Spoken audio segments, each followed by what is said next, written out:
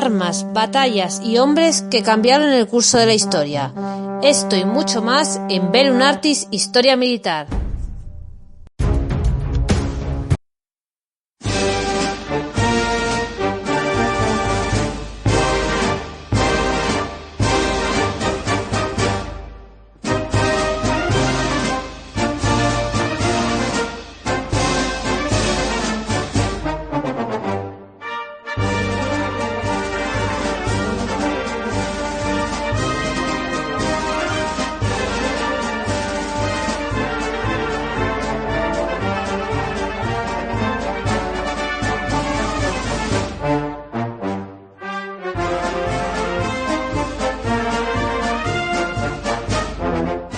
Sin embargo, España no tuvo su revolución de 1848.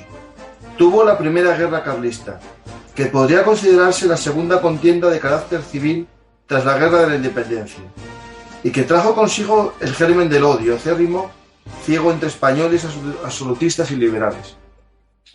Había transcurrido medio siglo de espanto fratricida para España, que un año más tarde, en 1849, hizo un intento de intervenir, de mantenerse en el concierto europeo, con ocasión de la participación en la Conferencia de Gaeta, de lo que fue uno de los países precursores, para retornar al Papa a su jefatura de Estado, como gobernante temporal de los Estados Pontificios.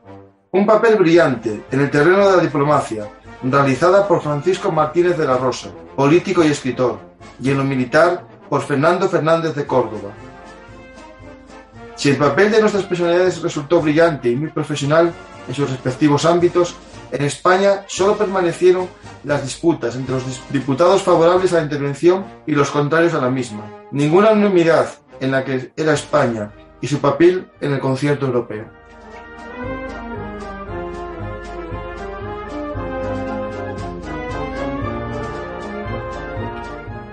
Espero que hoy esta pausa en el tiempo, este viaje a la Italia del siglo XIX a mediados de ese año que se conoce, ¿no?, en Italia como el Resurgimiento, ¿no?, ese año de la creación, del comienzo, ¿no?, de la unificación italiana, vamos a viajar siguiendo los pasos de unos españoles que participaron en una acción de las que ahora se llama de intervención o mantenimiento de la paz, ¿no?, en este caso de intervención, para devolver al Papa Pío IX a su lugar en la jefatura de unos estados pontificios que se habían convertido en una república romana.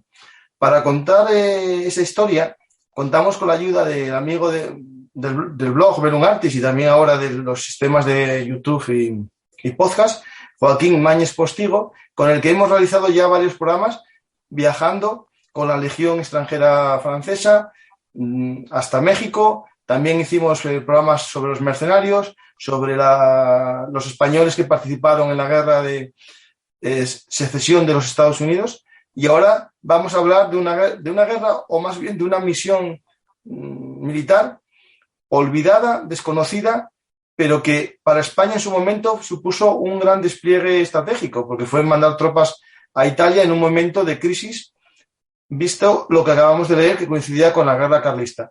Espero que os guste este programa con nuestro amigo Joaquín Mañez Postigo. Hola, Joaquín. ¿Qué tal? Espera un segundo. Hola, buenas noches, Francisco. Muchísimas gracias una vez más por invitarme a tu magnífico programa y realmente encantado de estar una vez más con vosotros. Ya son varios los programas que gracias a vuestra gentileza he realizado con Bellum Artis. Varios, primero en formato podcast, algunos sobre la Legión, Patria Nostra, ¿no? Hicimos uno, que fue el primero, yo creo, y empezamos después a ir sacando todos tus libros, que tienes muchos, en la editorial Magazé, y también en otras editoriales, como en el caso de el libro de Grises y Azules, que está en Salamina, ¿no? En Salamina, efectivamente. Con una editorial magnífica, hicieron una edición del libro extraordinaria, muy bien cuidada y con mucho mimo, y que dentro de las circunstancias en la que el libro nació, pues está funcionando bastante bien. Yo creo que mis amigos de la editorial Salamina están tan satisfechos, no están o al menos no están descontentos con la marcha del libro. Pues al menos no están descontentos. Uno de tu libro con una magnífica portada, un cuadro de Ferrer Dalmau, en el que se ve la escolta, ¿no?, del embajador, creo que es así, del embajador español en el Vaticano, y es una imagen preciosa que anima, ¿no?, a introducirse y viajar con ellos por la Roma de mediados del siglo XIX para conocer un poco esos turbulentos años. Me imagino que para la Roma, ¿no?, la Roma burguesa, la Roma del papado, fue unos años unos meses, ¿no?, muy complejos, que vamos a intentar analizar en este programa. Porque el objetivo es conocer, ¿no?, a los soldados españoles en Italia en año 1849. Efectivamente. La causa que dio origen a la intervención española fue un hecho realmente sorprendente y creo que casi desconocido, incluso para el común de los aficionados a la historia militar. Fue el secuestro del Papa por las fuerzas revolucionarias,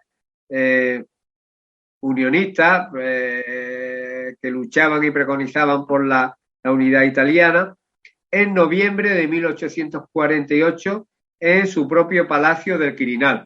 En aquel entonces, como excepción, el Papa, en esa dualidad que mantenía tanto como padre espiritual de la Iglesia Católica, pero asimismo como jefe de Estado, ostentando un poder temporal, el de los estados pontificios, residía en el Palacio del Quirinal. Claro, que ahora es, si no recuerdo mal, el Palacio del Jefe de Estado de Italia, ¿no? Exactamente, el presidente de la República. Un hecho realmente inaudito, que al Papa lo secuestraran en su propio palacio. Pero efectivamente tuvo lugar. La consecuencia de ello, bueno, pues un proceso político que comenzó el año anterior, en 1848, con todas las revoluciones, la primavera de los pueblos, como se ha tenido, se la ha llamado la revolución, con todo un proceso de revoluciones a lo largo y ancho de toda Europa. En ese sentido, pues se produjeron movimientos, consecuencias ya del rechazo, de la ruptura, que en todos estos países que iban evolucionando, se iba desarrollando una burguesía ya pujante dentro de un desarrollo de la actividad mercantil más que notable. Hay una transformación socioeconómica muy considerable que hace que la estructura fijada en el Tratado de Viena en 1815, tras la derrota y derrocamiento de Napoleón I, hace que se establece toda una estructura de poder absoluto en las naciones europeas, con el Tratado de Viena, de la que era precursor y Metternich. Sí. Todo eso se rompe, entra en crisis y se produce toda una serie en cadenas de revoluciones, pues en la misma Viena, en Múnich, en Hungría, en París, ¿no? También. En París, exactamente. París se merece, en París, en 1848, que dio nacimiento a la Segunda República. La Comuna en este momento. En Milán, que fue también un movimiento. Todo. Después, todo eso hace que ese movimiento de liberalización, de la vaya revolución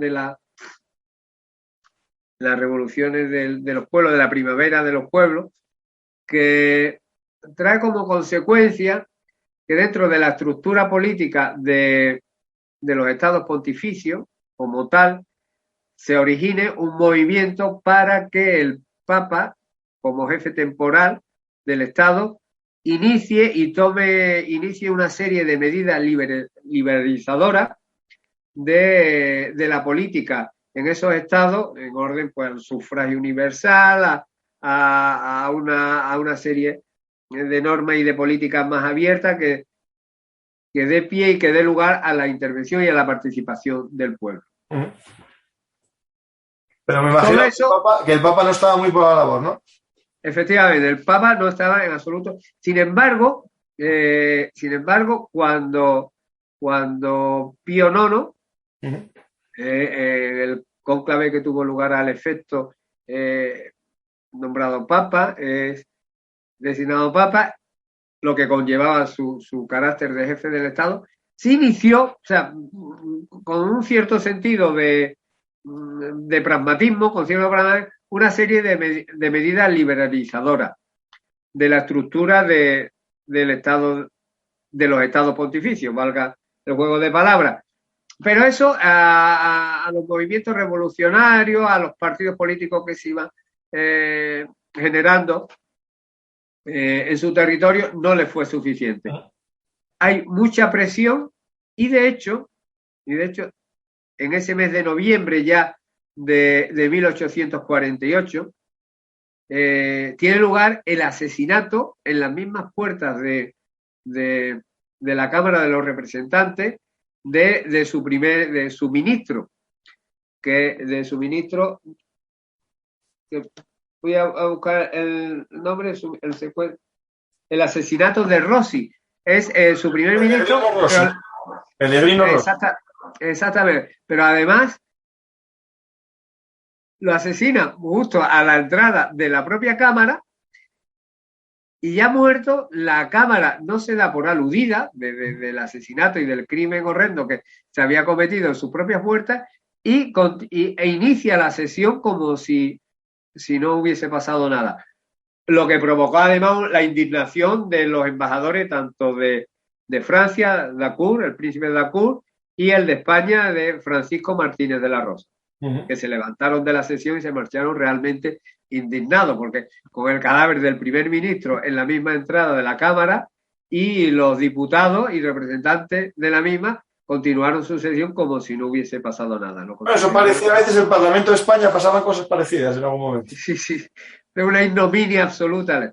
Bueno, todo el asesinato de Rossi no fue más el detonante de esa presión revolucionaria frente al Papa, cuando de hecho 2 días después asaltan el Palacio del Quirinal y secuestran al Papa, le obligan a que se confine en sus habitaciones particulares y ya en un estado de secuestro por parte de los revolucionarios. Y aquí hay un hecho sorprendente también, realmente desconocido, pero que da lugar pues lo que es la aventura de la historia en los términos de acción, que es el hecho de que el Papa resulta liberado por la intervención tanto de los 2 embajadores citados, el español y el francés, con una añagaza propia de una película de aventuras. El embajador francés va a visitarlo, pide que le concedan audiencia con el Santo Padre, sus vigilantes se lo permiten, entra en sus aposentos personales y mientras simula que mantiene una conversación con el Santo Padre, lo disfrazan de un cura normal y corriente de a pie, con esto, para que en el trasiego de lo que era el pequeño círculo del Papa saliera como si fuera un sacerdote normal y corriente, para que en ese sentido lo recogiera el que era nuestro embajador español, Francisco Martínez de la Rosa, que organizó una serie de cambios de diligencia, de carruaje, para complicar que le siguieran la pista y con una serie de cambios de posta para llegar hasta la costa y embarcar en un barco preparado al efecto. Mientras tanto salía el sacerdote, el embajador francés cumplía su papel hablando muy alto, casi vociferando para que los vigilantes, los carceleros, lo escucharan en el entendimiento de que mantenía una conversación acalorada con Pío IX, mientras había huido disfrazado como un cura normal y corriente de base. En el libro se relata incluso en ese contexto histórico el gobierno de Isabel II quería aproximarse al Santo Padre, habida cuenta que, claro, tras las leyes de desamortización Mendizábal de la década de 1830 había habido un distanciamiento más que considerable, tanto con la Iglesia como tal institución religiosa, como con los estados pontificios, que era el soporte temporal y terrenal de la misma. Además, realmente lo que hacían gala de un catolicismo a ultranza fueron los carlistas, que habían perdido la guerra, en este caso la primera guerra carlista. Y era esa forma de auxiliar y ayudar al Papa, era una forma de acercarse a la Iglesia. De hecho, una oportunidad España le ofreció al Papa en su oída que se exiliara en Palma de Mallorca. Para ello había preparado un vapor, el Lepanto, pero resulta que cuando llegó la hora de la verdad, el Lepanto no estaba averiado, tuvo que volver a Barcelona para ponerlo en condiciones, y cuando el Papa llegó a la costa embarcó en otro buque y se dirigió, en vez de a Palma de Mallorca, a la isla Baleares, al territorio del reino de Nápoles dos Sicilias. Y allí ya en ese contexto histórico se forman ya los revolucionarios, toman el poder y forman un triunvirato, que ese triunvirato es el que dirige políticamente lo que en ese caso se bautizó como la República Romana, no la República de Roma, en la República Romana. Hay un triunvirato uno de ellos es, creo que es Mazzini, que tiene una historia, una biografía muy, muy peculiar. Nos encontramos con un jefe de Estado que está exiliado en un reino vecino, el reino de Nápoles, y los países católicos, y España toma la iniciativa en ese intento de acercamiento, de reconciliación con la Iglesia, promueve lo que sería la Conferencia de Gaeta. Gaeta es una ciudad que formaba costera. Y amurallada, ¿no? Muy bonita, en una especie de península y totalmente amurallada. Sí, exactamente, preciosa, y en territorio del Reino de Nápoles. Y uno de los países católicos promotores de esa Conferencia de Gaeta, en el sentido de alcanzar los acuerdos entre las naciones católicas de Europa para reponer al Papa en su poder temporal, una de las naciones promotoras es España. ¿Qué es lo que le mueve a España a asumir ese papel activo políticamente en orden a la promoción y a la constitución de esta conferencia? Son varios motivos. El primero es una forma de volver al escenario europeo como potencia, aunque sea de segundo orden, en un papel de potencia neutral de segundo orden, pero activa. Y digamos, ir junto con Francia, que era la gran potencia, e ir de ayuda, ¿no? Exactamente. Lo que ahora cada nación asume un papel muy, muy, muy, muy personal. Francia se desmarca, porque el papel de Francia históricamente también es para reseñar, se merece su comentario y su reflexión, pero los motivos que llevan a España a la Conferencia Gaeta es volver al escenario europeo, después del desastre de la Primera Guerra Carlista, de la década ominosa, en fin. Otro motivo es reconciliarse con la Iglesia, tras las desamortizaciones que tuvieron lugar en la década de 1830, la de Mendizábal, que creo recordar que fue la de 1834. Sí. Por ahí, sí.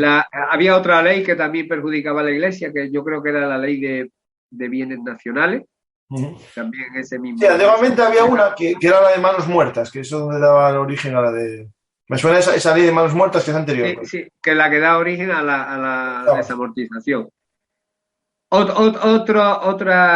Otro motivo es identificarse con el catolicismo, como he comentado antes, es decir, la seña del católico se identificaba con el carlismo, y en este caso era un poco para decir que, bueno, que los seguidores y los partidarios de Isabel II, pues también lo eran, y por ello ayudaban al Santo Padre.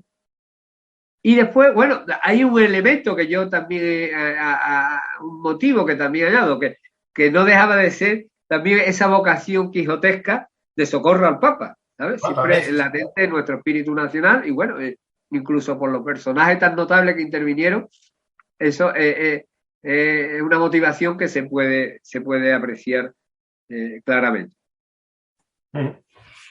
Pues tenemos ya un poco el contexto. El contexto, ¿no? El contexto, la causa, ¿no? Y después podemos ver un poco cómo se va haciendo la intervención española, ¿no? Que tenemos un contingente naval, una división naval del Mediterráneo, ¿no? Efectivamente, hay una división naval del Mediterráneo, que es la primera, la primera fuerza militar que se activa, a cuyo mando está el brigadier José María Bustillo, y que en ese sentido ocupa la ciudad de Terracina, una ciudad costera de los Estados Pontificios. No hay derramamiento de sangre porque en cuanto hay un desembarco de las tropas españolas, los republicanos de la fuerza de los soldados de la República Romana abandonaron la ciudad y la pudieron ocupar los marinos españoles fácilmente y sin lucha. O sea que se desembarca directamente, digamos, en territorio pontificio, ¿no? No se va... El territorio pontificio era como un punto de desembarco para después las tropas terrestres. Se forma la conferencia de Gaeta. La conferencia de Gaeta se inicia el 15 de marzo de 1849. Intervienen ahí los países católicos, está el reino de Nápoles o Sicilia, el Imperio Austrohúngaro, España y Francia.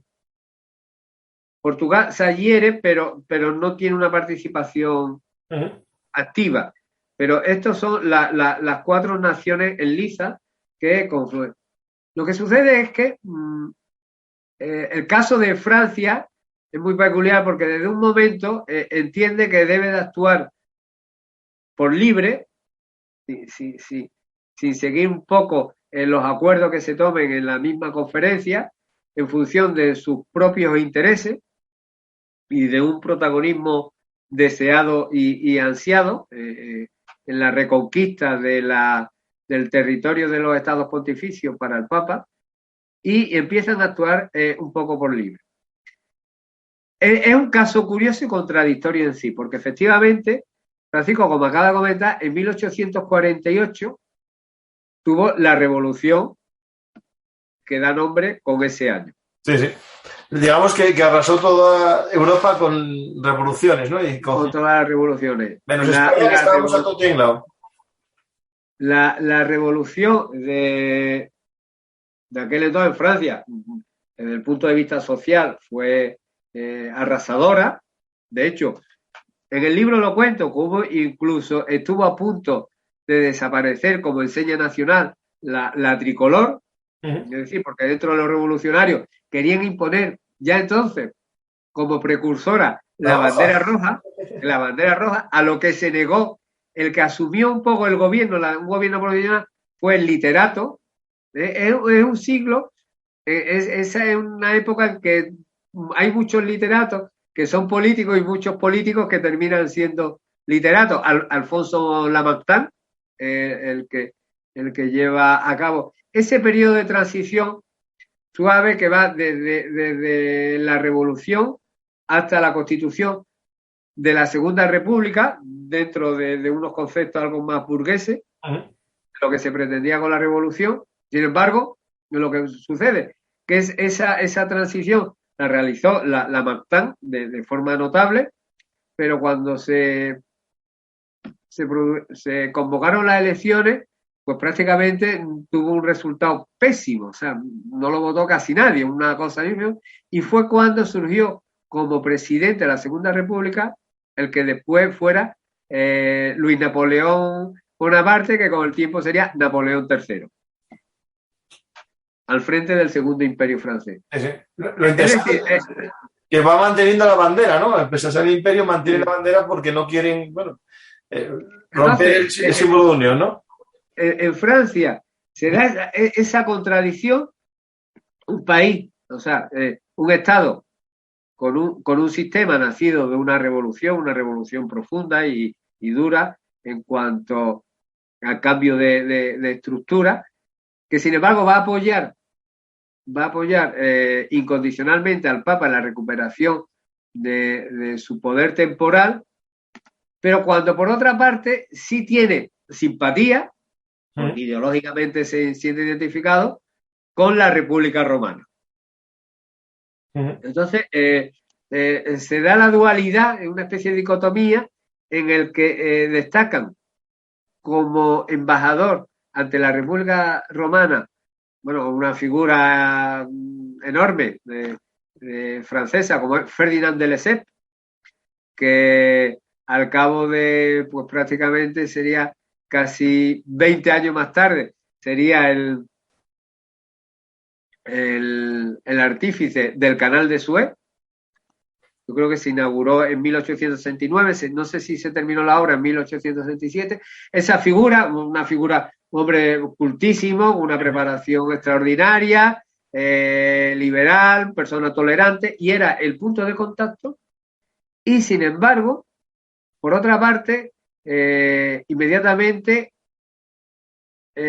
Francia desembarcó un contingente de 7.000 soldados para que directamente ocuparan, no atendiéndose a los criterios que querían establecer en Gaeta, sino que fueran exclusivamente tropas francesas que estaban al mando de un general hijo Oudinot, hijo del mariscal Oudinot, de Napoleón I, de la retirada de la campaña de Rusia, para que ellos directamente ocuparan, asaltaran Roma.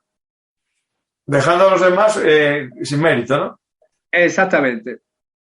¿Qué es lo que sucede? Que en ese interín, dentro de ese movimiento político, España, con muchísimo esfuerzo, prepara un primer contingente de 4.000 soldados.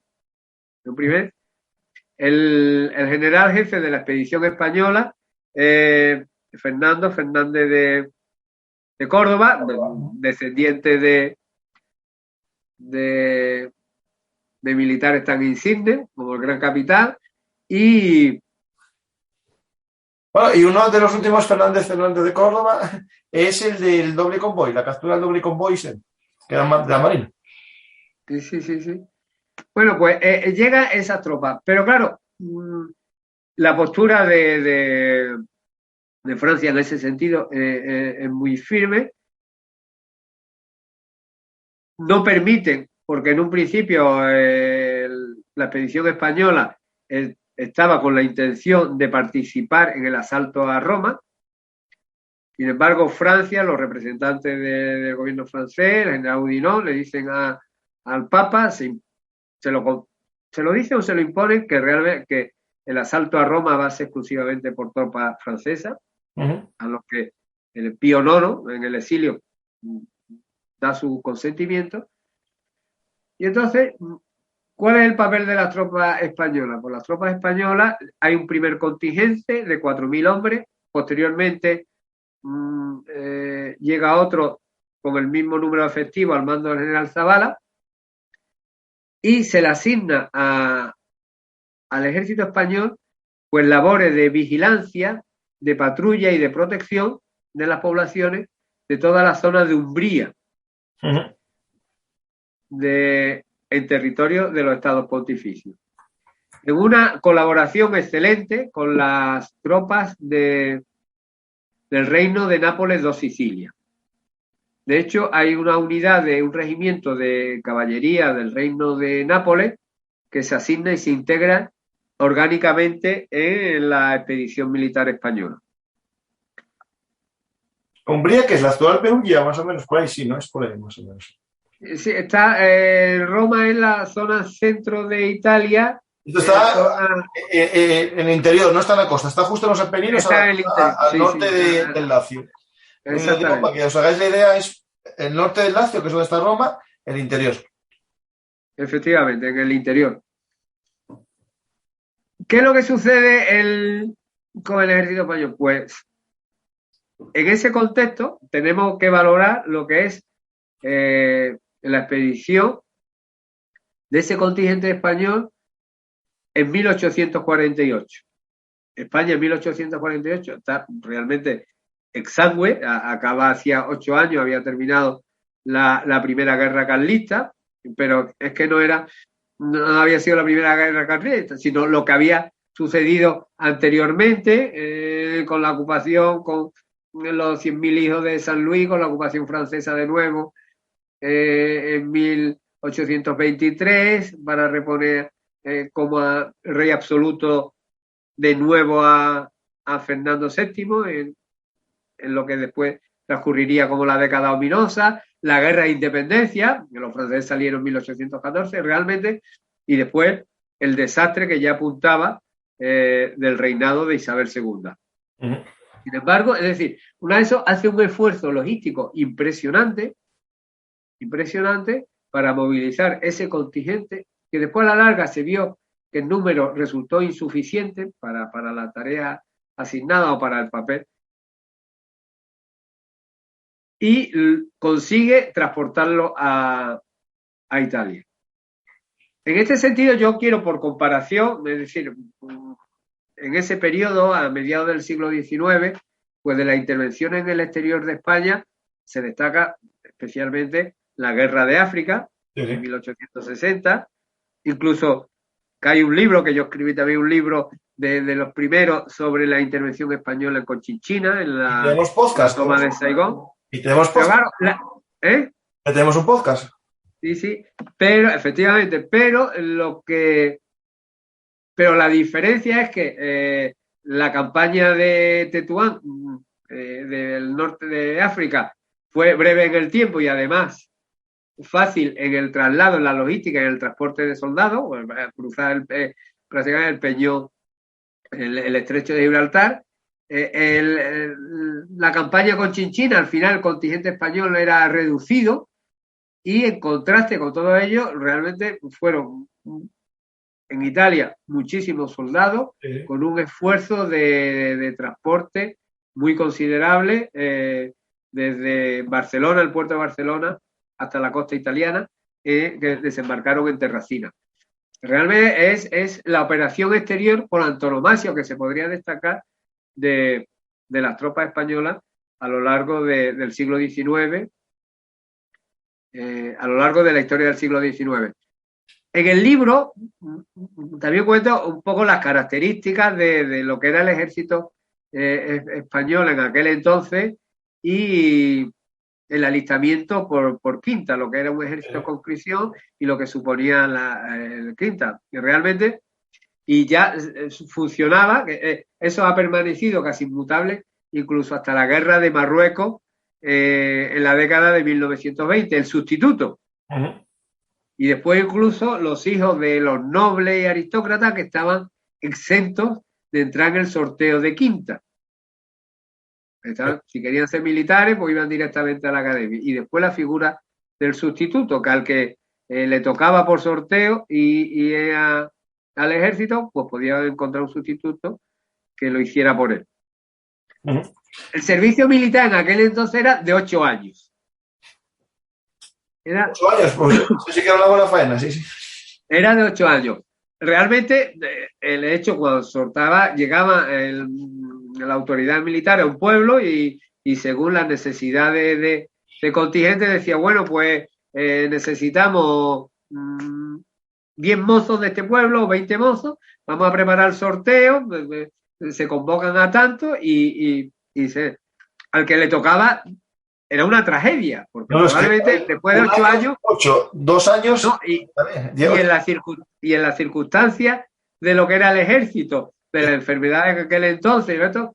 El que se iba miraba, echaba la vista atrás hacia su pueblo en la idea, en la convicción de que no iba a volver nunca más, o sea, que era lo más habitual.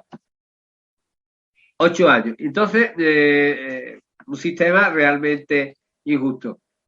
¿Cómo era el soldado de aquel entonces? Pues el soldado español de aquel entonces era realmente un soldado rudo, aguerrido, había muchos, sobre todo los oficiales y suboficiales que venían de la primera guerra carlista, muchos por acceso por méritos de guerra, Es decir, que era un ejército en ese sentido preparado, duro, curtido y con unos mandos que tenían experiencia en combate, muchos de ellos. Joaquín, antes de interrumpirte, para la gente que lo está viendo en YouTube, estoy poniendo unas imágenes que me pasaste de unos bocetos. ¿De quién son los bocetos? Pues los bocetos es de un pintor francés de La Flette, que gracias a un amigo lo pudimos localizar porque coincide precisamente con los uniformes de aquel entonces. Esos dibujos después están coloreados o retocados por el pintor José María Bueno. Pero los originales son de un pintor francés, de La Flette. O sea, lo que está retocado es lo moderno, ¿no? Lo que está en color. Sí, exactamente, pero que se ve perfectamente y coincide, son uniformes fidedignos de los que portaban los españoles, los soldados españoles en aquel entonces durante la campaña de Italia. Sí, porque aquí pone Spagné, sí, pone eso. Entonces, se hizo lo que te voy a decir, un esfuerzo memorable. En el libro se narra brevemente, sin extenderme, bueno, lo que las ordenanzas, cómo se hacía la instrucción, el tipo de uniforme, la alimentación que se le daba a los soldados. Incluso estaba regulado el kilo de paja que podía se le adjudicaba a cada soldado para que hiciera su cama, su lecho. Y fueron de unidades, bueno, pues de una resonancia histórica tan importante como el regimiento El Inmemorial del Rey, número 1, de caballería en la segunda expedición que se incorporó Lusitania, cazadores de Lusitania, los batallones de Chiclana, el regimiento de San Marcial, es decir, que fueron unidades que con un peso histórico muy, muy considerable dentro de la historia de nuestro ejército. Y tenemos ¿Qué es lo que sucedió? Eso, el despliegue, ¿qué sucedió? Es decir, exactamente, ¿qué sucedió? Bueno, que Francia llega con 7.000 soldados, se cree que eso va a ser fácil, pero antes de llegar a Roma, a la ciudad, desembarcaron en Civitavecchia y antes de llegar a Roma sufre un descalabro militar. Son de estos y se dan cuenta que tienen que aumentar el número de efectivos. Porque estaban empeñados en que la conquista, la ocupación de Roma, el asalto a Roma, tendría que ser exclusivamente por tropas francesas.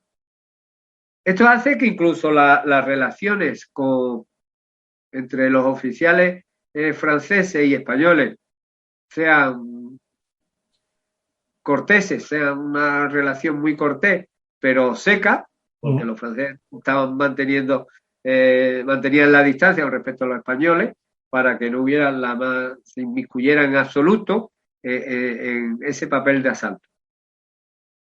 Los franceses ven que con 7.000 hombres no hacen nada y empiezan a desembarcar más efectivos y yo creo que el contingente final que sitúan en los estados pontificios alcanza los 30.000 efectivos.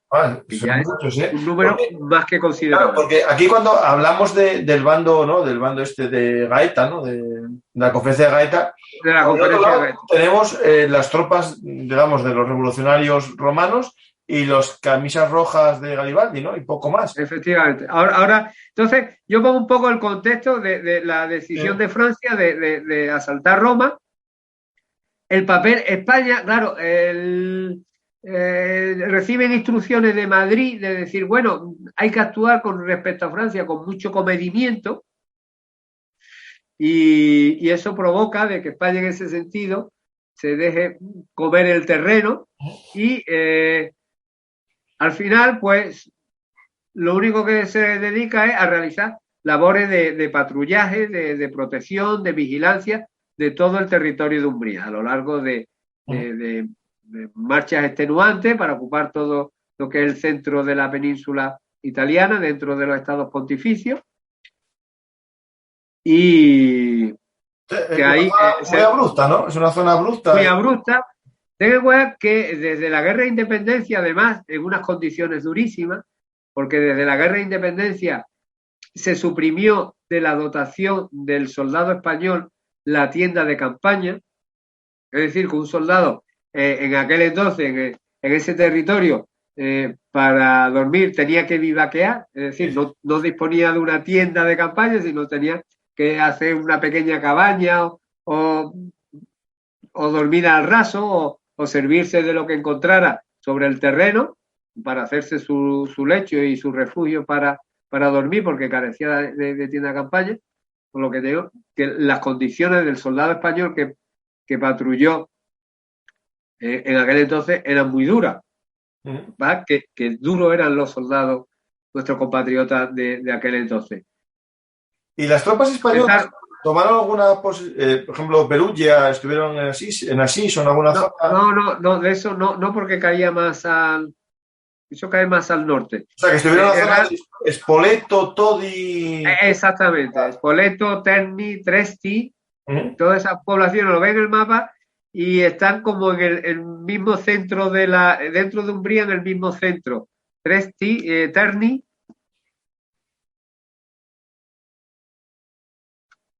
Sí, estoy viendo un castillo en Spoleto precioso. Esa zona. Entonces España se dedica, en su zona se le asigna con unas relaciones magníficas como el ejército del reino de Nápoles de Sicilia, y también mantenía unas relaciones realmente cordiales con el ejército del Imperio Austrohúngaro. Bien, es verdad que en esa actitud francesa las relaciones más tensas surgieron entre el ejército austriaco y el francés. Bueno, los dos muy imperio. De tal forma que incluso había un conato, existía el peligro, un peligro real, de que ambas naciones se declararan la guerra, estando ya allí. Porque Francia tenía decidido que iba a ocupar Roma. Efectivamente, Oudinot recibe muchísimos refuerzos y llega hasta las mismas puertas de Roma. En Roma, pues, está el ejército de la República Romana, y dentro del ejército de la República Romana está Garibaldi con su camisa roja. En la historia de las camisas rojas, vamos, me imagino las camisas rojas, porque la vida de Garibaldi ya en aquel entonces era una leyenda en vida. Cuando él participó primero como corsario para la independencia, la segregación de la República do Sul en Brasil, y después ya en Uruguay luchó con el ejército uruguayo contra el dictador, el general Rosa, de Argentina. En Uruguay se encontró con una partida de camisas rojas para los carniceros de Buenos Aires. Mira, buen motivo. Y entonces digo, bueno, ¿cómo puedo a mi soldado y a mi uniformarlo, darle una apariencia? Pues se apropió de esa partida de camisa para los carniceros, que eran rojas, pues, en todo caso, para disimular la sangre, la marcha de sangre de los animales que sacrificaban, y ese es el origen de los camisas rojas. Además, me sonaba la historia, y además, bueno, hay que tener en cuenta que el rojo a lo largo de historia es un color muy militar por el tema que dices de la sangre, ¿no? Para disimular la sangre. Exacto. Y después, con el tiempo, bueno, pues la evolución, que era mucho más cómodo para el combate que una guerrera. Pues, no, eso es mucho más, ¿no? Exactamente. Y así se consagró, sí se consagraron los camisas rojas de Garibaldi. Y este sería, digamos, el ejército que fue en auxilio de la República, y la propia creó otro ejército, tenía algún tipo de... Tenía su ejército, exactamente, su ejército de voluntarios, de milicianos, preparó, y después del ejército de los estados pontificios, que resultaron desafectos en su juramento al Papa, y se unieron a la fuerza y se integraron como ejército y unidades militares de la República Romana. Pues poco les duró la gracia, el cambio. Poco. Los franceses consiguen llegar a Roma y la ocuparon. Tras los combates pertinentes, consiguieron entrar en Roma el 3 de julio. El 3 de julio de 1849, las tropas francesas ocupan Roma. Se destaca dentro de las crónicas que bien es verdad que dentro del bombardeo de artilleros de los franceses tuvieron mucho especial cuidado en no dañar todo lo que es la iglesia y la monumentalidad de la Claro, porque ellos iban a reponer el poder al Papa, no a destruir la ciudad. Exactamente, y entonces lo hicieron. Se dice que quizá Garibaldi consiguió escapar, salir de Roma con muchos de sus seguidores, los camisas rojas, porque bueno, esto es mera lucubración, hubo dentro de una especie de acuerdo secreto entre las tropas francesas y los dirigentes de la República Romana de permitir por intermediación del papel que desempeñó Ferdinand de Lesseps, de permitir que Garibaldi pudiera escaparse, pudiera salir de la ciudad de Roma y escaparse del asedio, con una especie de acuerdo tal. De hecho, lo hizo con un contingente considerable de sus hombres y entró en la zona de Umbría. La zona de Umbría era responsabilidad de las tropas españolas, que uno de sus objetivos más considerables era perseguir a Garibaldi para apresarlo. Garibaldi consiguió escapar del cerco de las tropas españolas, llegó a la costa, se embarcaron unos barcos pesqueros, llegaron a Venecia y de Venecia en otros barcos también consiguieron llegar ya al reino de Cerdeña. En este momento era, bueno, después el de Saboya, ¿no? Digamos, estamos hablando de Cerdeña y Saboya cuando ya estaban unidos, ¿no? Era el reino del Piemonte, Cerdeña-Piemonte. Eso, vale, sí. De la casa de los Saboya. Eso, justo, sí. Eso. Tengo ahí un poco anquilosado mi memoria de la reunificación italiana. Yo brevemente, porque es que Garibaldi, la historia, o sea, la vida de Garibaldi es de lo más impresionante que ha dado nuestra historia más reciente. Garibaldi es italiano, aunque nació en Niza, ciudad francesa, pero en aquel entonces formaba parte del reino de Cerdeña. Le dijo ya muy joven a su padre que él lo que quería era navegar y vivir la aventura y así lo hizo, se embarcó, estuvo de marinero en el Mar Negro, de ahí emigró a Sudamérica, ya con experiencia como navegante. En Iberoamérica formó parte de los secesionistas de la República do Sul, que se quería independizar del Brasil, porque el Brasil entonces era un imperio, el imperio de Brasil, porque allí había exiliado la Casa Real portuguesa tras la invasión de su territorio por Napoleón, y allí permanecía y se habían convertido, una de las ramas se habían quedado allí y Brasil había devenido un imperio como forma de Estado. Él luchó con patente de corso, después pasó al movimiento a territorio uruguayo y luchó contra el general Rosa, el general argentino Rosa, y de ahí con sus camisas rojas de los carniceros de Buenos Aires llegó a Europa y ya intervino en Italia como uno de los revolucionarios y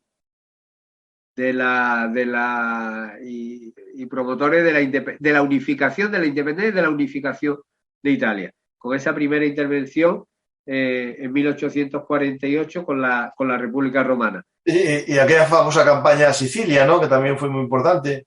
Efectivamente, esa de 1860, que es la Segunda Guerra de la Unificación. La historia, él después Joaquín, estaba para hacer un día un programa solo sobre él. Sí, porque después, curiosamente, y lo cito con cierta profusión en mi libro, era realmente él, después cuando partió, estuvo viviendo en Estados Unidos, se instaló al sur de la Gran Manzana, en la isla de Staten Island.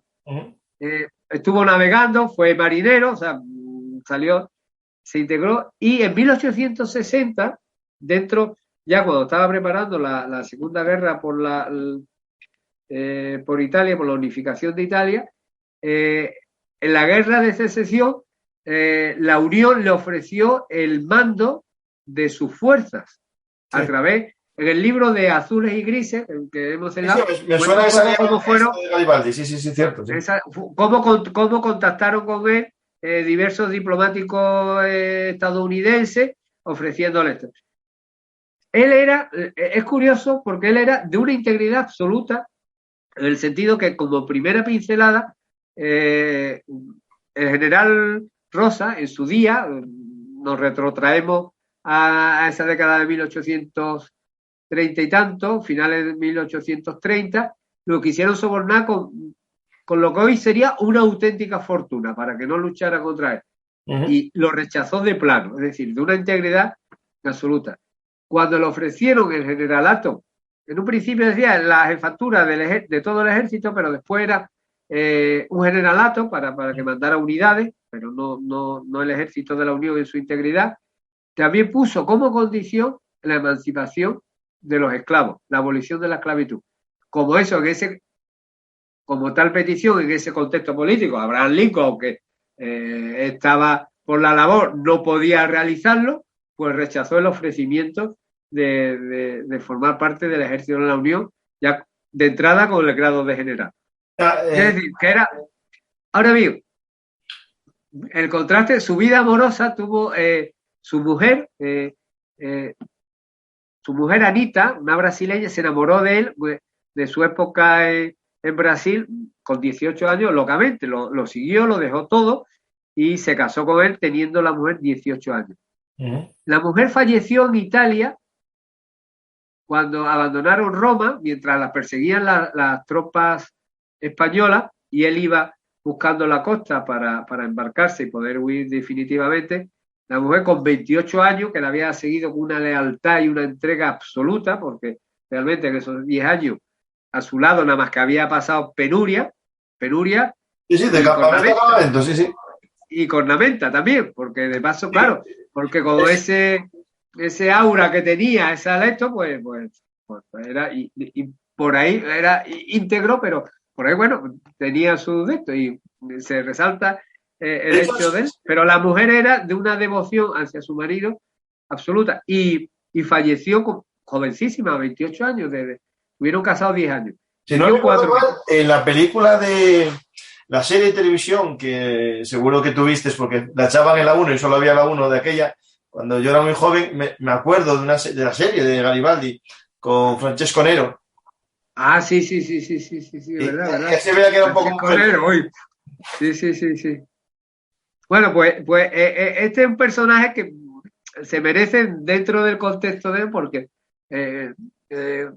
unos comentarios, su espacio, porque fue una leyenda viva ya en aquel entonces, él como personaje. Después incluso en Londres lo hicieron ciudadano honorario. No me equivoco, no sé si fue el Ayuntamiento de Londres lo que le hizo el ciudadano honorario de la ciudad de Londres. Era muy reconocido, pero desde un principio, y era una leyenda viva. Bueno, dice un seguidor que es un poco contradictorio, ¿no? En este personaje, y pensándolo bien, yo creo que encontré la explicación, ¿no?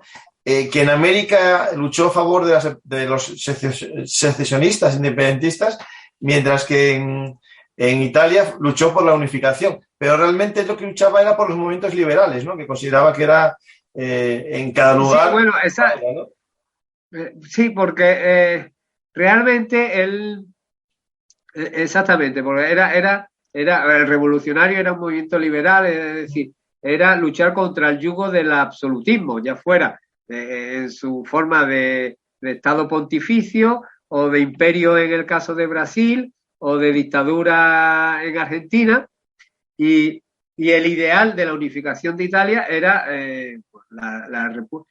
Lo que pasa es que él finalmente, en aras de la unificación de Italia, aceptó que fuera una monarquía.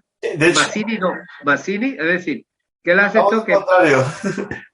Una caricatura de la época que sale Garibaldi poniéndola como de paje, poniéndole la bota de Italia al rey de los Saboya.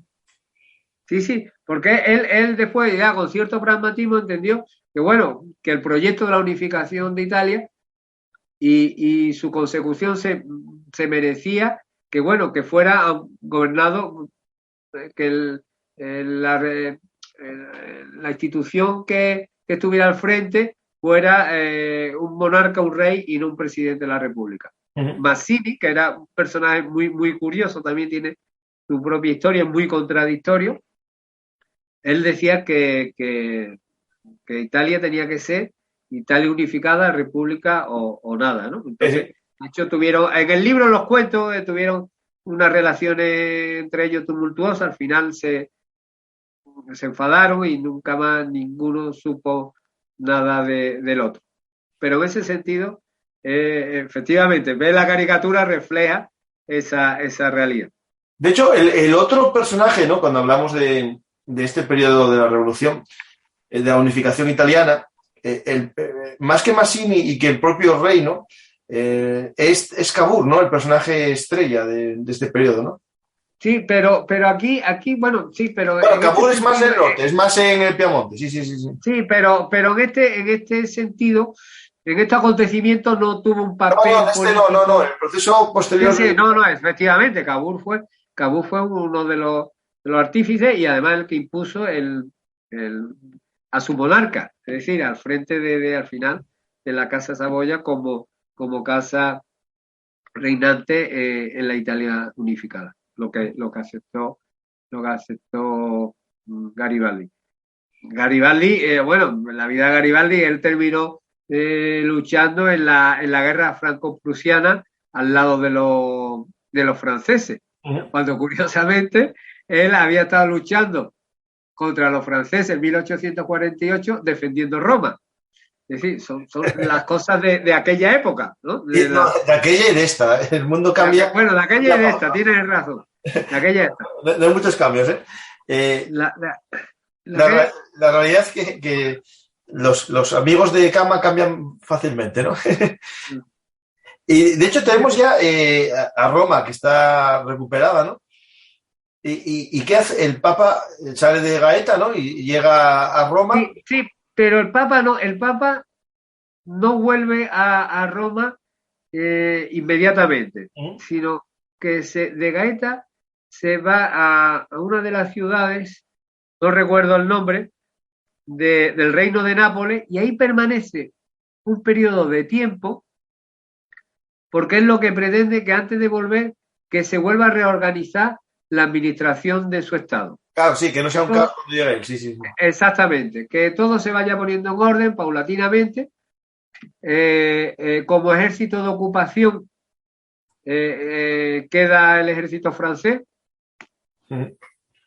De hecho, el ejército francés hasta 1850, que empiezan a retirarse paulatinamente, dejó destacado a 13.000 soldados, contingente más que considerable, como vigilantes del orden y de la seguridad en los estados pontificios, y el Papa permanece en el Reino de Nápoles de Sicilia a la espera de que la administración vuelva a ocuparse y ponga orden en el estado de los estados pontificios.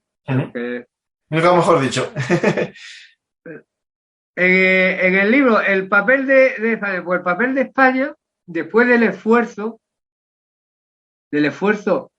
ingente que le supuso la expedición de tantísimos hombres a Italia, y después del papel más que notable que desempeñaron tanto el embajador ante los estados pontificios, Francisco Martínez La Rosa, como el embajador en el reino de Nápoles o Sicilia, que era el duque de Rivas, quien escribió la más conocida obra de don Álvaro, La fuerza del Sino, magnífico, de don Ángel Saavedra,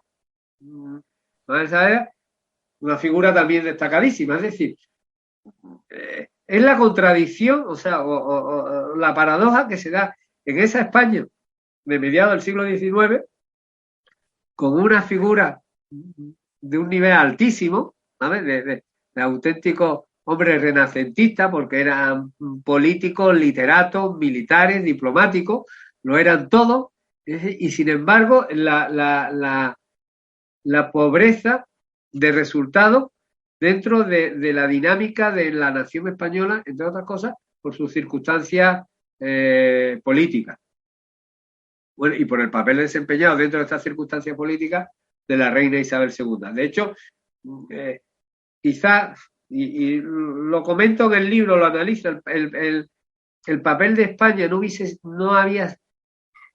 había sido más atrevido, incluso para enfrentarse con los franceses, para luchar, reivindicar un papel más preponderante en la recuperación de los estados pontificios frente a los franceses. Esa actitud pacata, porque venía muy mediatizada por lo que sucedía en Madrid en el Congreso de los Diputados. Estarían luchando entre ellos. Sí. Exactamente, porque ya que había diputados que por mayoría votaron el envío de la expedición y la ayuda al Papa, también había otros que se negaron rotundamente a este envío y empezaron unas disputas que lo único que llevaban era a procurar finalmente esa especie de entente de que estamos, pero no estamos. No estamos, justo, no damos un paso porque... Nos metemos en el río, pero no nos queremos mojar, ¿no? Exactamente. Eso es algo que en España está resultando... Una costumbre ya. Está repitiendo como algo endémico de forma crónica, es decir, la falta de decisión en la política exterior por la mediatizado que está todo el entorno del poder legislativo, que en ese sentido se impera el principio, lo digo en el libro, el principio ideológico que imperaba en aquel entonces era el de la contradicción. Es decir, mi contenido ideológico es oponerme a lo que dice al que yo considero mi opositor político. Aunque simplemente. Exactamente. Negarle su razón por principio. Y ese es el desarrollo de la política que voy a llevar a cabo. Esto hizo que esa fue una razón, y otra que realmente España no tenía dinero para mantener las tropas en Italia. No tenía absolutamente nada.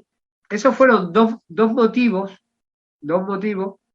que se consideran los dos motivos fundamentales para que el papel de España en Italia, pese a todo, no hubiese sido más notable. O hubiese obtenido, notable sí lo fue, porque todos los que participaron lo hicieron de forma brillante, empezando reconociéndole su papel incluso al general jefe de la expedición, don Fernando Fernández de Córdoba.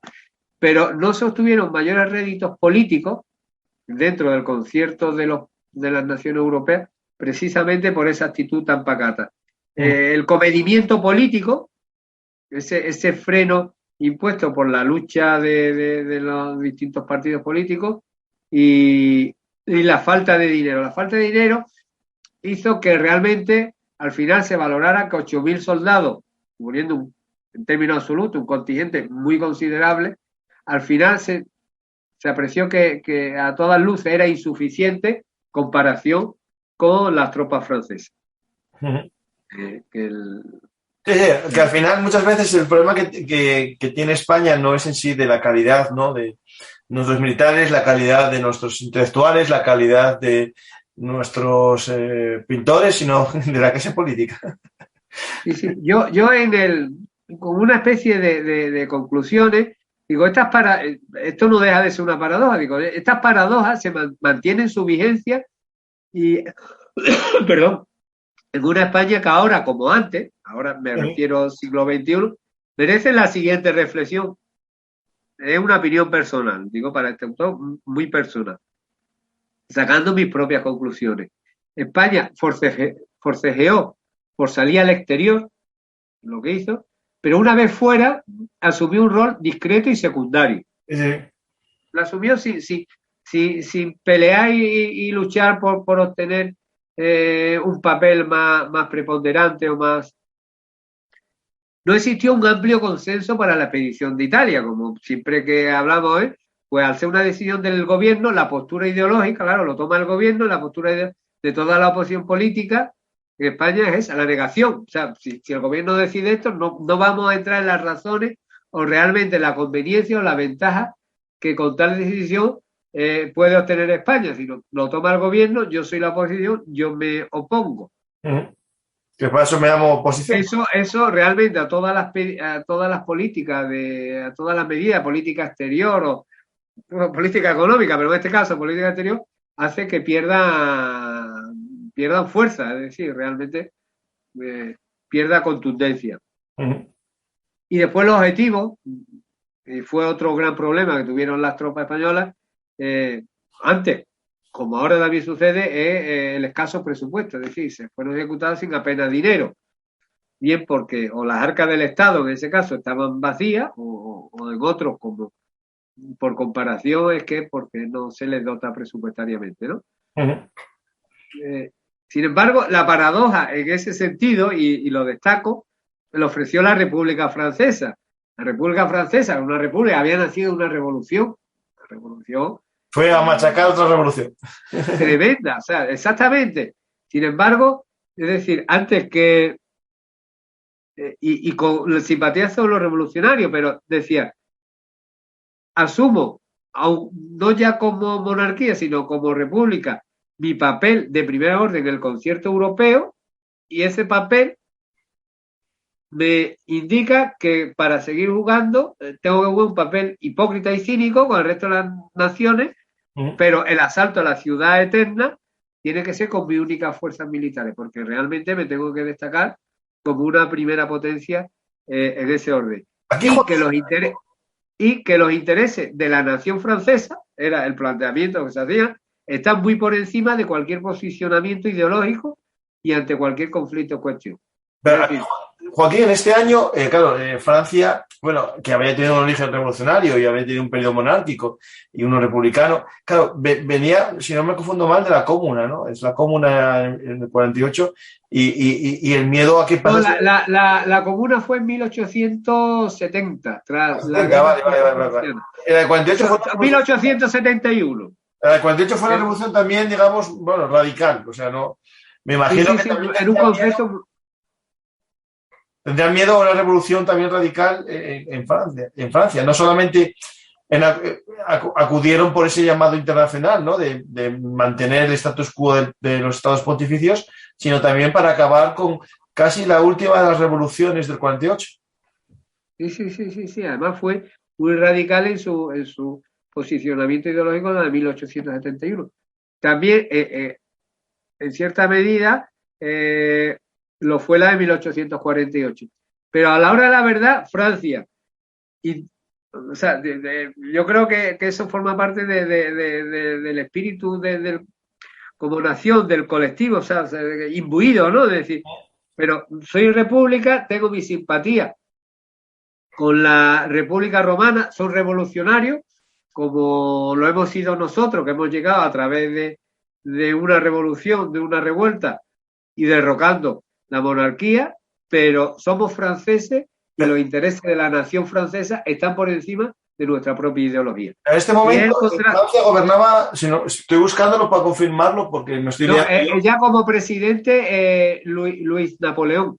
Era el presidente. Pero era el que había sido rey, o sea, había sido primero rey. No, Luis Napoleón es presidente de la República Francesa durante 4 años, de 1848 a 1852, y en 1852 se proclama emperador. No, era Luis Felipe. Como emperador, claro.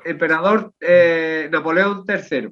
Sí, era Luis Felipe el que era el rey hasta el 48 y vino el Luis. No, fue Luis Felipe. Luis Felipe I, sí. Hasta Luis Felipe de Orleans, porque era otra casa, de Orleans. Después llegó Carlos X. Y después con Carlos X, la revolución de los 48. Luis Felipe hasta 1832. Con la revolución de 1832 fue derrocado. Pues espera, entonces estoy aquí, confundiéndome yo. Entonces, vale, moriría, claro, vale, justo, vale, murió después, pero ya en el exilio, vale. En el exilio, de la casa de Orleans, no era Borbón, era. Y entonces, Luis Felipe, exactamente, y Luis Felipe, o la casa de Orleans, él se proclamaba rey de los franceses, no de Francia. Un matiz importante. ¿No estoy mirando yo? No, me estás liando, que estoy yo leyendo. Luis Felipe fue el que le depuso la revolución del 48. No, del 32 o del 48. No, del 48, no. A Luis Felipe, rey de los franceses. Del 48. El 48, sí. Sí, el 48. Pues me había equivocado, yo creía era... No, pero no te preocupes, porque estoy buscándolo, porque Sí. El siglo, mira, de lo que cuando estudié la carrera de historia, a ver, los mamotetos que nos soltaban en la UNED, todos eran apetecibles, ¿no? De 1000 páginas, 500, tira que libras. Pero los de historia del siglo XIX, de Universal y de España, para mí fueron los más liosos, porque hubo tantos cambios, que no eran ya por siglos, ¿no? Los cambios, sino en cada década 2 cambios. Y realmente este periodo es muy complejo. Y en España ya no hablemos ya de todos los cambios. Sí, porque... Sí. Luis Felipe fue, bajo el reinado de Luis Felipe, se fundó la Legión Extranjera en 1831. Lo digo como otro detalle, haciendo una digresión de lo que estamos planteando. ¿Qué es la Legión Extranjera? Que te gusta. Sí, correcto. Él fue el fundador de la Legión. El rey, Luis Felipe, rey de los franceses, no de Francia. De hecho, el capítulo que dedicamos a Patria Legio Patria Nostra, cuando comentabas el origen de la Legión Extranjera, hablabas que era el cuerpo de extranjeros que había constituido el rey de Francia, de los franceses, y que estuvieron a punto de extinguirlo porque lo consideraban como que era monárquico y decidieron hacer esa transformación en una legión extranjera, algo así contabas, ¿no? Sí, porque en un principio el regimiento que recogía a todos los extranjeros, en un principio era el regimiento real, la Legión Real Extranjera, y después, como regimiento, se le otorgó el nombre del coronel al mando del mismo, que era Hohenlohe. Entonces era el regimiento Hohenlohe, que fue el que se disolvió justo antes de ir a esta unidad a Grecia a apoyar a los griegos en su lucha contra Turquía por su independencia. Se disolvió y con los nuevos con los antiguos soldados de este regimiento que había sido disuelto, más los que arribaron a Francia huyendo de revoluciones y de hambre, se constituyeron los 7 regimientos iniciales de la Legión Extranjera Francesa. Era lo que recordaba yo de ese programa que recomiendo a la gente, está en formato de iVoox. Lo voy a buscar aquí para que la gente lo vea. Y Joaquín, a la gente recomendarle también todos tus libros que tienes, muchos, ¿no? No es uno, ni 2, ni 3, y parte de ellos dedicados al tema que te interesa mucho, ¿no? Que es la participación de españoles en grandes conflictos europeos.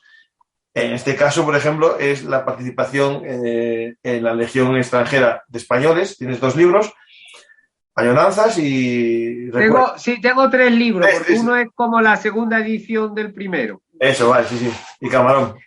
Y Camarón, que es el 4. Y bueno, y ahora ya, antes de seguir... Ahora puedes hacer publicidad del último libro. Sí, el último libro que ya le quedan días por salir a la calle es Españoles en el ejército británico durante la Segunda Guerra Mundial. Que los hubo. muy pocos, pero los hubo. Y algunos pues, tuvieron un desarrollo, una biografía realmente sorprendente. Estoy buscando la portada del libro, pero todavía no está por internet mucho, ¿no? Ah, aquí está, la encontré. Está en Facebook está. La encontré.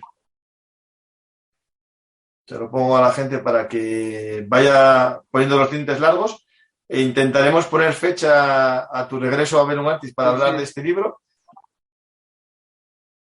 que seguro que en él hablas de, para mí, los españoles más conocidos en el bando británico son ese Comando 8 en Creta. Comando, no me acuerdo el nombre. Era la Life Force. Los españoles de la Life Force provenían del 50 Comando. La 50, eso. 50 Comando, que después se disolvió y se integró junto con el 8º Comando, el 11 Comando, con varios, y el 52, el 50 y 52 se fundieron y se constituyó la Life Force, que es la que desembarcó en Creta. Y dentro había una compañía, porque prácticamente fueron 55 españoles, se quedaron 10 en Alejandría, por razones médicas o de esto, y eran 64, y a Creta fueron 65. 55, perdón. Sí. De esos 55, 35 fueron hechos prisioneros. Bueno, y al cabo de los 4... No cuentes más.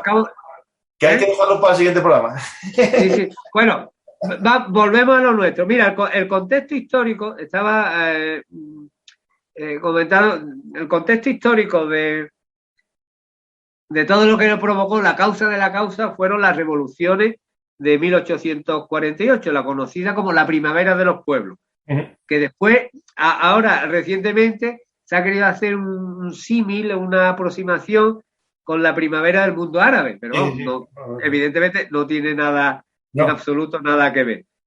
Y fueron unas revoluciones como la de Berlín. La revolución de Berlín exigía la reunificación de Alemania, o sea, ya como en Italia ya había una aproximación en eso. Ahí Joaquín, te voy a interrumpir. En el tema de estas revoluciones en 1848, si no me lío, porque estoy hablando de oído, sin haberlo mirado en tiempo, había como dos agentes conductores de las revoluciones. Unos eran los de Berlín, que buscaban la unificación basada en Prusia, y otros que, si en la zona de Frankfurt o en la zona costera del Mar del Norte, que buscaban la unificación con Austria como unificadora, y de hecho emplearon, si no recuerdo mal, en esas revueltas, la bandera, que era la bandera de la Marina austriaca, que dio lugar a la bandera actual alemana. Si no recuerdo mal, la bandera actual alemana es la bandera de la Marina austriaca, o revolucionaria austriaca, es algo así, es decir, la actual, esta que tiene Alemania, era de la revolución pro-austriaca. Por eso, si te fijas en la historia de Alemania, la del imperio, que después pasó a ser la del Reich, antes de la esvástica, toda esa era la misma, y esta es la que tiene que ver con estas revoluciones de 48. Si no recuerdo mal. Esto lo hice en un artículo hace muchos años sobre la historia de la esvástica, y me suena esa historia. Lo voy a buscar ahora mismo y lo confirmo. Pues mira, está toda en 1842 está la revolución de Berlín, en Viena, cuya revolución forzó la dimisión de Metternich, del artífice del Tratado de los Acuerdos de Viena, del Tratado de Viena de 1815, en Múnich, en Milán, queriéndose sacudir la tutela austriaca, en Venecia y en Praga. Y después se dieron en países también como en Hungría, que lo que buscaban independizarse del Imperio Austrohúngaro, y por supuesto que ya la hemos comentado con mucha profusión en Francia. Este periodo ya tiene unas connotaciones que son interesantes de destacar. Con todas estas revoluciones se origina un gran desarrollo de la prensa escrita, que empezaron con el pasquín político, ¿sabes? Para tener conocimiento, para la comunicación de los revolucionarios y la cohesión y coordinación entre ellos, del pasquín político a los artículos de opinión y noticias, ¿no? es una época en la que intervinieron además personajes, es decir, que han pasado un poco desaparecidos, de la talla, lo hemos citado con cierta profusión, de Ferdinand Marie de Lesseps, el embajador francés ante la República Romana, y que fue el artífice del Canal de Suez. Y bueno, y después yo quería citar, no tuvo una intervención en estos acontecimientos de 1849, pero sí en ese año de las revoluciones, en 1848, y fue el general austriaco Radetzky, que venció en la batalla de Novara, y que gracias a esa batalla y a sus hazañas militares, Johann Strauss padre, un poco lo leí haciéndole la pelota por utilizar un término coloquial, hizo la marcha, compuso la marcha que le dio su nombre, y compuesta la marcha Radetzky de 1848, que dio su nombre, y que bueno, que cierra el concierto, ¿no?, de Año Nuevo en la Ópera Viena todos los años, y acompañado de aplausos, y que bueno, ya de una popularidad y un conocimiento absoluto. Y bueno, y que me imagino que muchos hablan de la marcha Radetzky y nadie sabe, bueno, pues era un general austriaco que venció una batalla, que Johann Strauss pues, le dedicó la composición.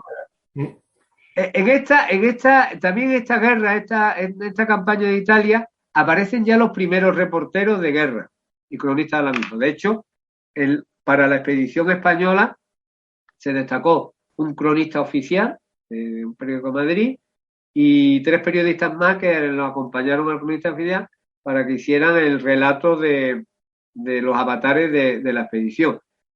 La figura del reportero de guerra como tal se consagró en la guerra de Crimea, ahí donde aparece ya la institución del reportero de guerra como tal, pero el conflicto precursor se puede decir que es la campaña, la guerra de 1849. Este periodo, que realmente ha despertado muy poco interés, pero es apasionante por la confluencia de personajes tan notables, el que hemos hablado de Garibaldi. Lo de Garibaldi es increíble. Bueno, Joaquín, a ver, sí que es un momento importante. Yo, los recuerdos que tengo del bachillerato, ¿no?, cuando estudiábamos para el COU, el tema que más se centraba casi, digo, el libro de texto era en las unificaciones italiana y alemana. Yo creo que sí que es un tema importante. Otra cosa, claro, que alguien hable de que en esa proceso hubo españoles metidos, ¿no? Eso es cierto que nadie habla. Pero sí que la unificación italiana sí que creo que es importante, y lo conocí. Hubo un hecho muy curioso, yo creo también muy desconocido, en el libro lo cito, que ya con la reconquista, la recuperación de los estados pontificios a favor del Papa, el Papa estaba descontento con el papel que había desempeñado la Guardia Suiza en el conflicto. No habían hecho nada, no se habían mostrado eficaces. Entonces se planteó incluso, y España lo ofreció, y el Papa lo consideró, la constitución de una legión española de los estados pontificios. Es un proyecto que incluso se estudió por la autoridad española, y decía, bueno, pues vamos a la legión española de los estados pontificios. Hay un análisis incluso de que el número de sus componentes, que serían 8.000 soldados en total, de los que 6.400 serían de infantería, 1.200 de caballería, y después el resto pues entre ingenieros y artilleros. El uniforme sería el propio del ejército español, pero con los colores de los estados pontificios, y estaría al servicio exclusivo de los estados pontificios. Es un proyecto, bueno, que se estudió, incluso que existe constancia del mismo, pero al final no se llevó a cabo. No se llevó a cabo, otra cosa, porque los franceses no se iban. Es decir, lo que he comentado antes, que hasta 1850, allí en Roma y alrededores, a lo largo sobre todo, quedaban 13.000 soldados franceses, que eran los garantes de la estabilidad política de los estados pontificios. Ante esa realidad, porque los franceses se quedaron allí, entre otras cosas porque no se querían ir. Y sirviéndose, y el Papa sirviéndose de esa fuerza, pues finalmente se descartó este proyecto. Pero como curiosa esa posibilidad, ¿sabes? Podemos entrar en el terreno, ¿no?, de la ucronía, ¿no? Cuando uno imagina un acontecimiento electo, bueno, que hubiese sido así. Si ahora fuéramos de turistas a Roma, al Vaticano, y los que nos quitáramos allí de electos, pues en vez de Guardia Suiza fueran soldados españoles que vendrían de voluntarios de aquí, de nuestro país, siguiendo la tradición, ¿no? Una cosa. Estaría bonito. Mira, estoy buscando lo que hablé antes. Tenía miedo de haberme confundido de lo de la bandera alemana y la revolución de 1848. En un artículo que tengo de hace ya un tiempo, que se llama El incidente del SS Bremen y la esvástica, que fue, bueno, es un incidente en el puerto de Nueva York con la esvástica, que la tiran al agua, y a partir de ese momento Hitler establece como bandera nacional de Alemania el símbolo del partido, ¿no? Y para explicar un poco la historia de la bandera alemana, conté la evolución. Y en la Revolución de Berlín de 1848 y en las demás, en las de todos los lados, se enarbolaron las banderas que es la actual de Alemania. Después vino la imperial, que es la que os te comentaba.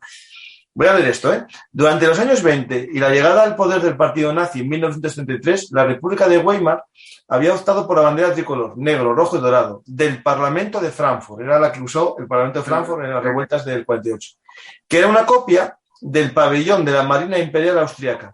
Como ya os he contado, en la bandera empleada por el Segundo Reich alemán se ha intentado eclipsar la figura de Austria como elemento germánico, por ser Prusia el motor de atracción de la unificación. Esto es porque el color amarillo es el que se asociaba, al parecer, al imperio. Bueno, la bandera del imperio era amarilla con el símbolo imperial, ¿no? El águila. Y por eso, al final, en la bandera austríaca actual, en la bandera austríaca no hay el símbolo amarillo porque fue una república que quiso romper con la historia imperial y por cosas de la vida en Alemania tiene el color imperial austríaco, que es el amarillo. Sí. Que hablaba de la Legión Española y los Estados Pontificios. En el libro, sí me permito una cosa muy recurrente en muchos libros de historia, el flashback. Es decir, el libro es una historia novelada, es decir, un libro de historia, y digo novelada porque hay un protagonista. En vez de contar directamente la historia o de lo que sucede, el propio autor del texto, en este caso, lo hago a través de una persona interpuesta que es un arquetipo de su época, de esa figura. El libro lo leí en el 2017, pero ya no me acuerdo muy bien, pero es parecido al de Camerone que tienes, que es también con un protagonista. Bueno, el protagonista Camerone sí es real. Sí es real, y el asturiano, supuestamente. El asturiano. Lo que describo como ya novelado es el sentimiento y el miedo que pasó el legionario de Asturias en el combate. Este es un personaje de ficción, de creación. Es decir, opto porque así se hace la lectura de tantísimos datos y acontecimientos más digeribles, y crea un personaje. Digo, en vez de contarlo el autor del libro, que eso te constriñe a una narrativa que puede ser más dura, o un personaje de ficción que te da cierta libertad en cuanto a sus sentimientos, emoción o los avatares propios. Y con este personaje hago un flashback porque él está recordando todos estos acontecimientos desde la Revolución de 1868. Que yo creo que en ese sentido un poco fue ya el estallido, o a partir de ese momento ya España saltó por los aires añicos, porque de eso llegó el movimiento cantonal, ese disparate. Luego la renuncia de Amadeo Saboya diciendo esto es imposible de reinar, la Primera República, en fin, es decir, un poco fue el culmen de un país que se iba reventando poco a poco, ¿no? Y entonces el recorrido, bueno, y hago pues alguna referencia histórica muy breve a lo que fue de la Revolución 1868. después saco mis propias conclusiones, son personales, ¿no? De este acontecimiento, de esta expedición. Es como me dio un amigo que leyó el libro, dice, esto es una aproximación, es un relato histórico, pero desde una aproximación sentimental. Y la verdad que me agradó la definición, porque es un relato histórico, no otra cosa, pero la aproximación del autor es muy sentimental, en cuanto que yo a eso le otorgo mi propia opinión y criterio. ¿Qué es lo que vino a demostrar la expedición a Italia? Pues a una España que se encuentra siempre dividida entre los que están a favor y los que están en contra, ¿no? Unos diputados discutían con los otros simplemente porque los segundos estaban a favor de lo que fuera, no importaba nada. Ni siquiera los intereses de España en el concierto europeo, que realmente fue una oportunidad hasta cierto punto perdida, quizá un poco por falta de energía en la toma de decisión y en la reivindicación del papel que teníamos que asumir en Italia una vez que nos habíamos situado allí con 8.000 algo más de 8.000 soldados de a pie y una división naval de 7 buques. El hecho de la actitud pacata de España, pues ante el desarrollo de los acontecimientos, pues hizo que fuera Francia la que asumiera un papel protagonista y de hecho, incluso a la hora de los agradecimientos, Pío IX fue injusto con nosotros, es decir, que en el orden de agradecimientos nos colocó, no sé si en tercera posición, cuando él había sido liberado de un secuestro gracias, entre otras cosas, al embajador de España. Pero me imagino que la presión de Austria y Francia ya tenía bastante con decir que Francia iba. Exactamente, empezó por Francia, ¿no? Y por la revolucionaria Francia, ¿no? La republicana Francia. Y fue pagato, fue incluso injusto, porque por ese mismo hecho, es decir, porque él fue secuestrado, algo inaudito, ¿no? Un papa secuestrado en sus aposentos y lo liberó, fue el francés, pero también la intervención más que notable y providencial en la organización de su liberación de nuestro embajador, una talla impresionante. Y sin embargo, ¿por qué? Porque al final, cuando llegó la hora de la verdad, de tomar las decisiones del asalto, del ataque, de la fuerza, pues España se mantuvo en una actitud muy pacata, ¿no? Uh-huh. Y bueno, yo destaco, hago un análisis, una comparativa, que al final lo que está sucedido en España desde el 19 hasta el 20 es que a la hora de la verdad, ante cualquier decisión de peso o de importancia para nuestra nación, hay como una especie de quiebra de voluntad, ¿no? De no dar el paso decisivo adelante con decisión. Porque de hecho, en ese sentido, Francia no sabrá, en el primer asalto fallido a Roma, incluso saliendo de Civitavecchia, con 7.000 soldados, sufrieron una derrota más que considerable. O sea, los franceses tuvieron muchas bajas. Sí, pero eso no. Y decidieron ir a por más soldados. Exactamente. Bueno, ¿qué decidieron? Pues que vengan más soldados, no retirarse ante el primer contratiempo, ¿sabes? Que se contabilizaba en mucha vida humana, ¿no? En ese sentido, ¿no? Entonces, en ese sentido, pues la expedición italiana fue una aventura magnífica, desarrollada y cuyos protagonistas fueron unos personajes realmente notabilísimos, brillantes, Duque de Rivas, Francisco Martínez de la Rosa, don Fernando Fernández de Córdoba, realmente, pero la brillantez de nuestros personajes pues se diluyó un poco en lo mediocre de España como nación, no como nación, sino como Estado, porque estamos hablando de la estructura política que impedía incluso esa valentía a la hora de tomar decisiones y de reivindicar el papel de España como potencia media, no en segundo orden parece más despectivo, potencia media en el concierto europeo. Y bueno, pues fue un intento en la que con la expedición a Italia, España quería demostrar que también podía ser Europa, ¿no? Y ese es el espíritu y el análisis final que hago del libro.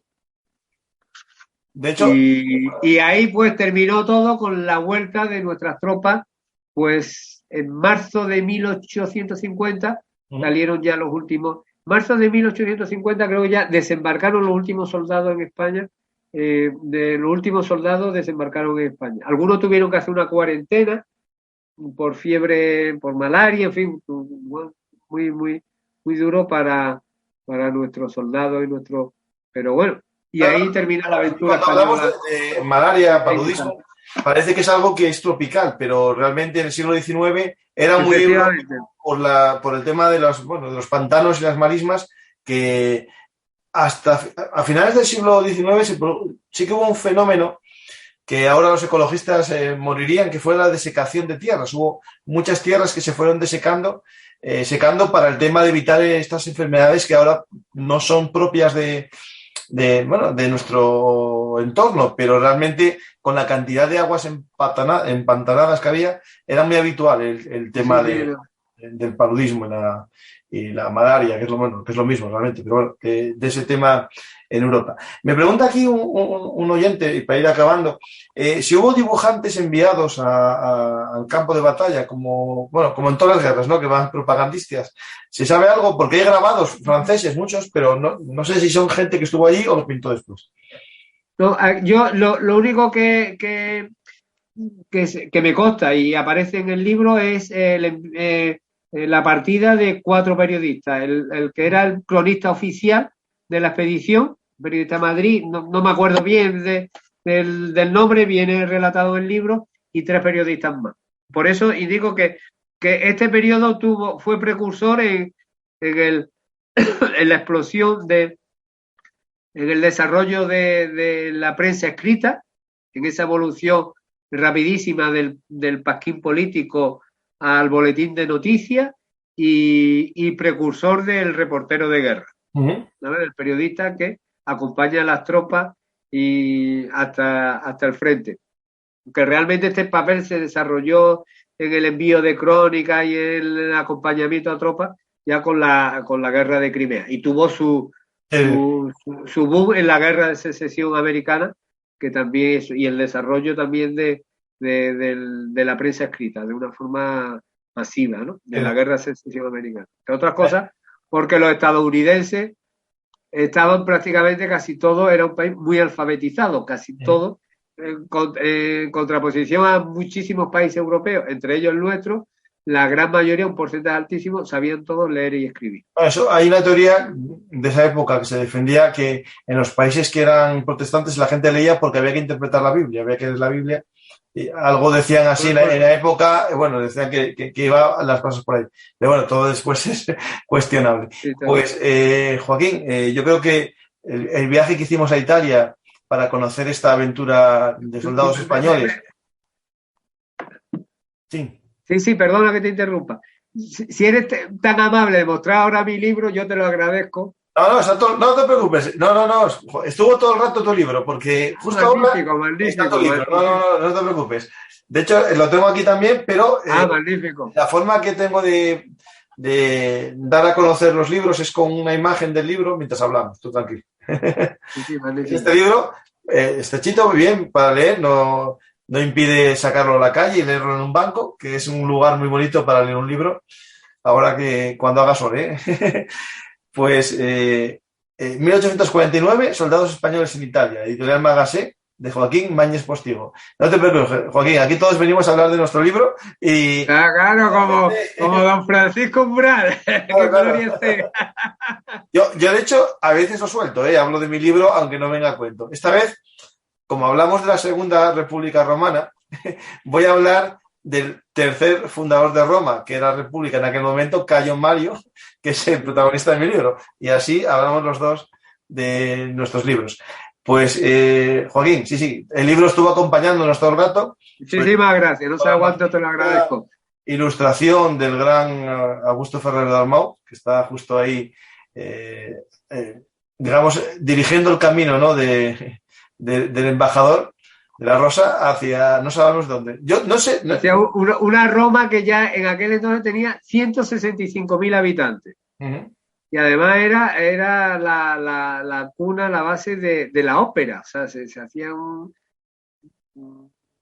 todas las representaciones operísticas, tenía fama notoria incluso por encima de Milán, la ciudad de Roma de aquel entonces.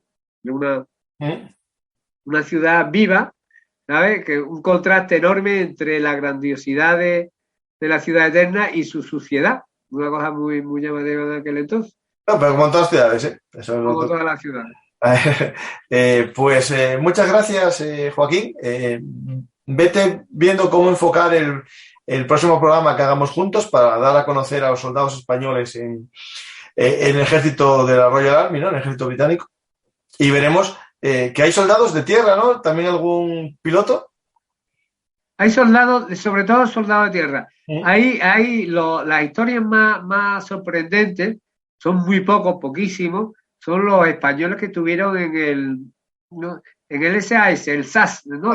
No sé cómo se pronuncia, si se deletrea o por letra los servicios. Español, la Special Air Force. Español digo SAS.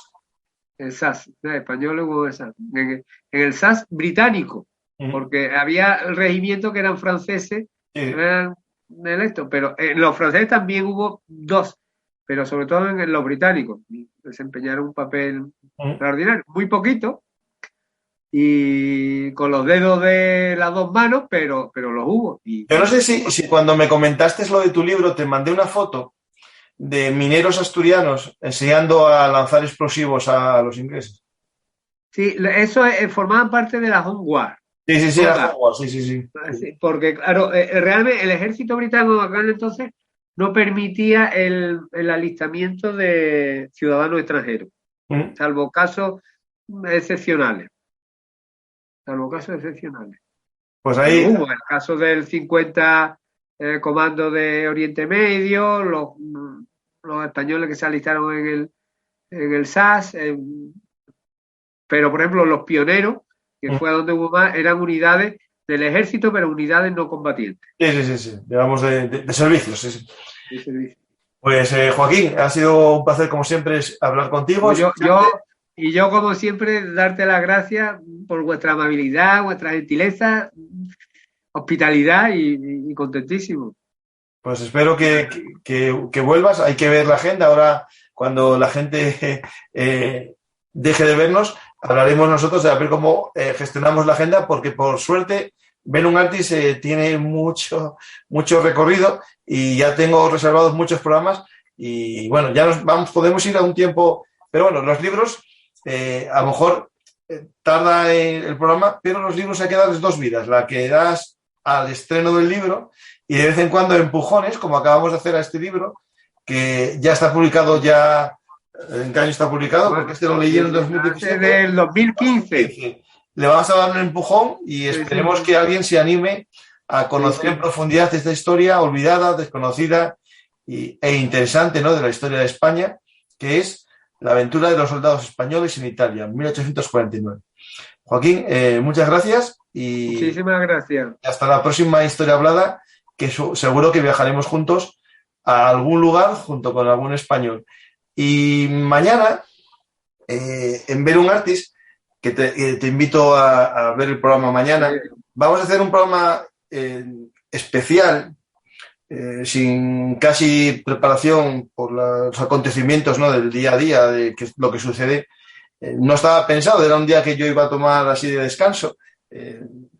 Y las circunstancias del conflicto de Ucrania me llevan a intentar hacer una explicación del conflicto desde el punto de vista, de la historia por un lado, pero también un poco de la actualidad militar. Y mañana tenemos la suerte de contar con un conocedor de la geopolítica, de la geoestrategia y un analista que ya tuvimos un programa con él, que es la doctrina Gerasimov, en el que conocimos un poco la estrategia rusa. Y mañana, el viernes a las 10 de la noche, como siempre, vamos a hablar con él sobre la guerra de Putin. Y vamos a ver cómo se está desarrollando el conflicto y cómo puede evolucionar. Veremos también las causas que estuvimos ya viendo a lo largo de un mes, desde que hicimos el programa de la doctrina Gerasimov. Habíamos dado unas cifras, unas fechas, una horquilla de fechas, que era del 16 al 23, y resulta que el ataque se produce justo el día último de nuestra horquilla, y en el fondo acertamos, por desgracia, y acertamos también un poco en cómo se está desarrollando. Mañana analizaremos en profundidad todo este conflicto y veremos un poco la evolución, si se sabe cómo va a ir y cómo va desarrollándose, porque va muy rápido. Es decir, la realidad es que va más rápido de lo que pensábamos todos. Espero que mañana estéis conectados al directo que va a haber a las 22 horas, pero mientras tanto podéis ver el programa que hice yo esta tarde en directo, un corto de media hora, para dar yo mi pequeño análisis. Se llama Analizando la guerra de Ucrania y espero que os guste ese pequeño programa. Y nada más, me despido de vosotros y os recuerdo que, como siempre, si os ha gustado esta historia hablada, os invito a darle like, como dicen los modernos, a compartir y, sobre todo, a hablar con vuestros amigos de que existe un lugar para pasar un buen rato con una buena compañía, que sería siempre un invitado, y con algo que es poco frecuente, un análisis en profundidad de la historia y de los hechos, ¿no? Es decir, la gente ahora se contenta con 5 minutos de análisis y si hay bromas en los 5 minutos mejor, pero nosotros intentamos penetrar más en la historia y dar un producto, como dicen los seguidores, de un buen cafetero. Es decir, Bellum Artis es un lugar en el que hacemos café de autor, con molinillo, tenemos nuestra cafetera express italiana y no tomamos cápsulas, aunque de vez en cuando haré pequeñas cápsulas de historia, pero el que quiera descubrir la historia en profundidad, pues que siga a Bellum Artis, y si quiere nos puede invitar a un café también en nuestro sistema de micromecenazgo en patreon.com/Bellum Artis, o en los medios de YouTube y iVoox para fans y apoyo a los creadores de contenido. Espero que os gusten nuestras historias habladas y os espero mañana, pasado mañana y el resto de los días en los que Bellum Artis os cuenta historias habladas. Muchas gracias y hasta la próxima historia hablada.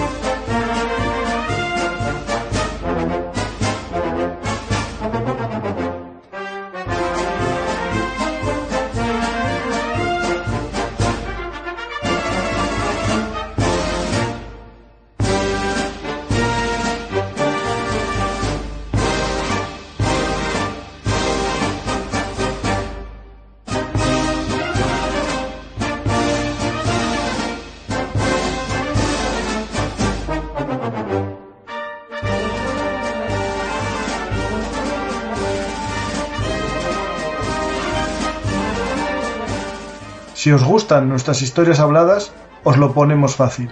Nos podéis apoyar en nuestro sistema de micromecenazgo en patreon.com/Bellum Artis, pero también a través del sistema de fans de iVoox.